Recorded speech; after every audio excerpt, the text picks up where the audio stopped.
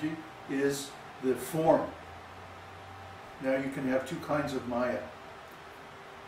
Mahamaya, which is material energy, material illusion, or you can have Yoga Maya, which is spiritual energy, spiritual illusion.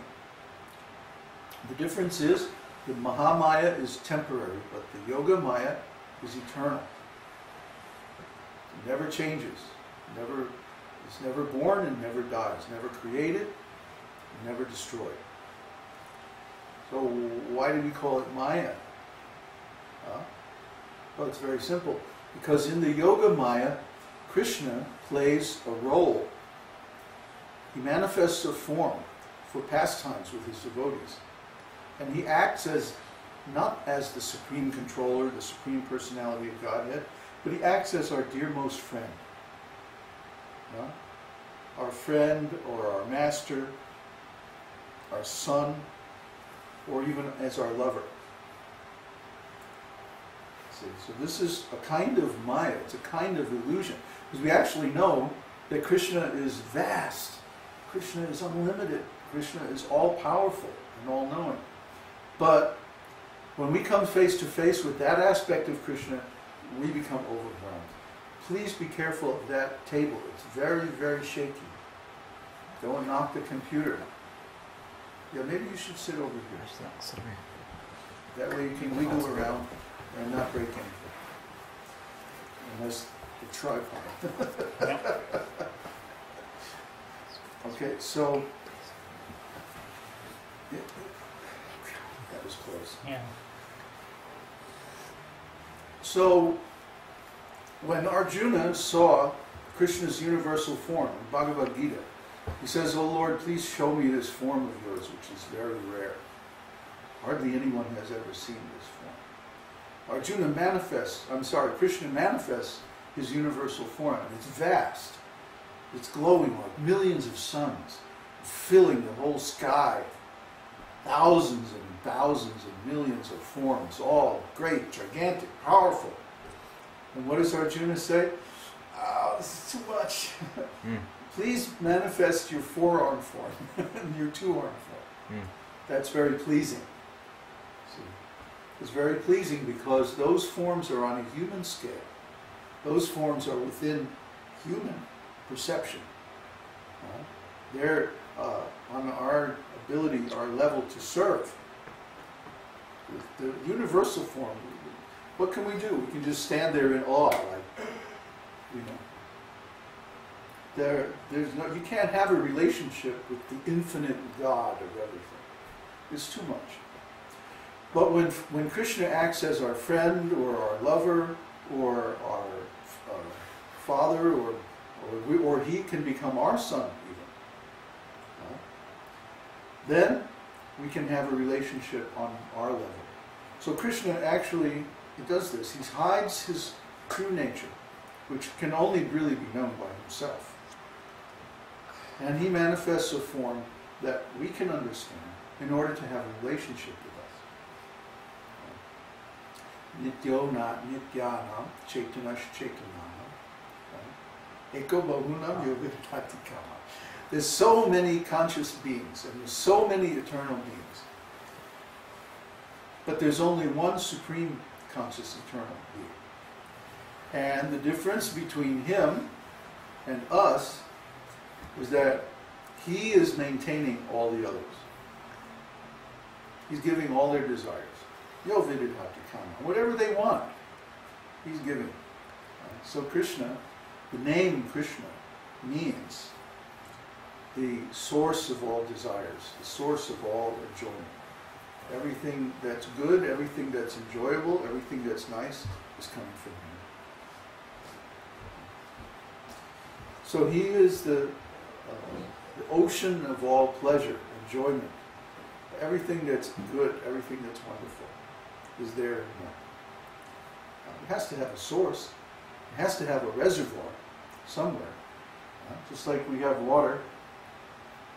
So this is a small amount of water, but we know that somewhere there's an ocean with unlimited water. And the sunlight is coming in, We see a little bit of light here. Can't see the sun directly from here. But we know that there's a reservoir of light, like an ocean. The sun is full of light. So similarly, when we experience ourselves as conscious living entities, Brahman, aham brahmasmi, I'm a conscious living entity. That's what I do. I'm conscious.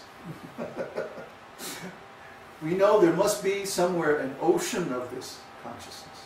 There must be a reservoir of this consciousness, a source of this energy, just like all the other energies that we see in the world. Like all these things, very nice things.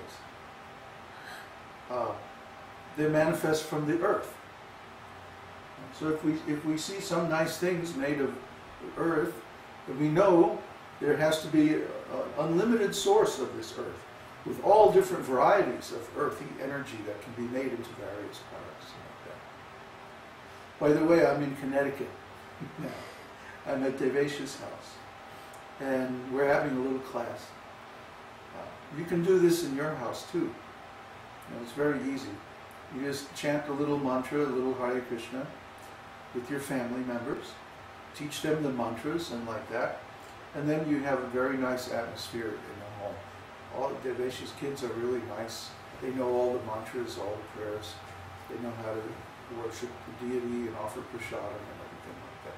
But this knowledge will benefit them the rest of their lives. Because when we please Krishna, then guess what happens? Krishna pleases us. Like, I'm so happy. I'm sitting here and I'm fighting not to burst out into tears because I'm so happy. But why am I so happy?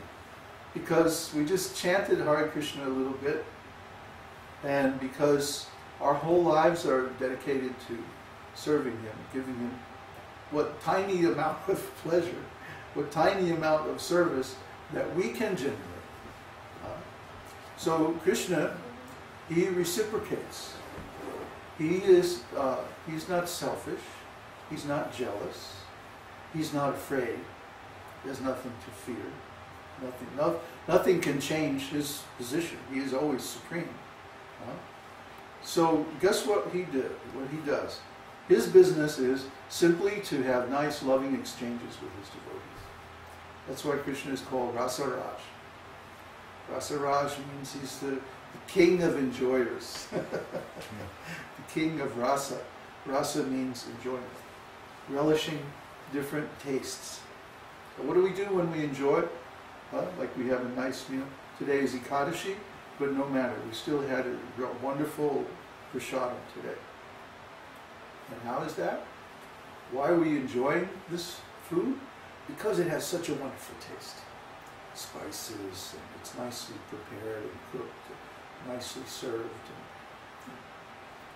So we relish the taste of the food, we relish the presentation, the care, the love, and most of all the bhakti, this transcendental service that went into its preparation. And because of that, now we feel satisfied. Oh, I've eaten this nice meal, now I'm satisfied.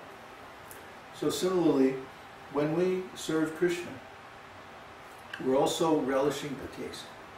Everyone is trying to relish different tastes of relationship in life. Like we have a relationship with our wife or husband, we have a relationship with our kids, we have a relationship with our friends, with other people. Maybe we have business relationships, or we have teaching or learning relationships, or maybe we have some political relationships or organizational relationships or community relationships. And all these relationships exist, but we partake in all of them because we relish some taste from them. They're not dry, they're not useless. They give us some pleasure, they give us some enjoyment. And we need this enjoyment to relish those relationships. I think you have to touch the track every once in a while, or it's going to go into screensaver mode, and then you're going to have to unlock it. Let me just... Yeah, just touch it every few minutes to keep it from... Okay. It's the first time we've ever done this, so... We were lucky to get ready in time. Everybody's trying to relish different tastes in their relationship. So these tastes in the material world are very limited and temporary. We all know relationships, especially intimate relationships, are full of so many problems. As couples are coming together and then breaking up.